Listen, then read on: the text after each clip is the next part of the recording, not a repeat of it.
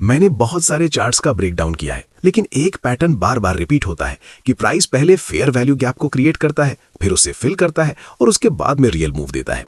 लेकिन सवाल यह है कि ऐसा होता क्यों है? ये सिंपल इम्बैलेंस की वजह से नहीं होता है, बल्कि इन्वर्टेड फेयर वैल्यू गैप की वजह से होता है। अगर आपको लगता है कि आप फेयर वैल्यू गैप को समझ चुके हो, तो आज का वीडियो आपको एक नया पर्सपेक्टिव देगा, क्योंकि आज मैं आपको सिर्फ डेफिनेशन नहीं दूंगा, बल्कि इन्वर्टेड फेयर वैल्यू गैप होता क्या है, उसका एंट्री मॉडल और लाइव चार्ट साइकोलॉजी ब्रेकडाउन करके दिखाऊंगा, जहां रिटेल ट्रेडर कंफ्यूज होता है और स्मार्ट मनी एग्जीक्यूट करता है। तो वीडियो को एंड तक देखना बिना एक भी पार्ट स्किप किए हुए।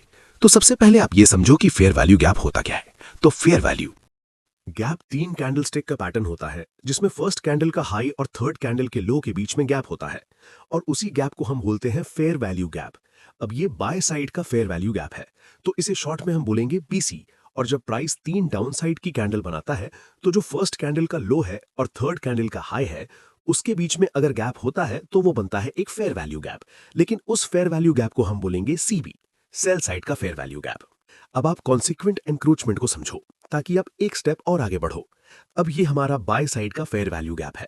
अब इस फेयर वैल्यू गैप का 50% एरिया जो होता है, उसे बोलते हैं कॉन्सिक्वेंट एनक्रोचमेंट।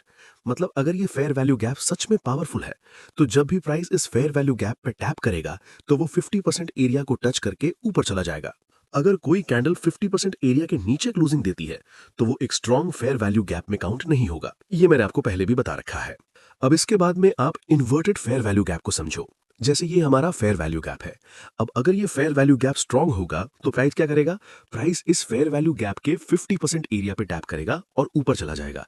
लेकिन प्राइस यहां से रिवर्स करके इस फेयर वैल्यू गैप को पूरा फिल कर देता है। आप यहां पर देख सकते हो।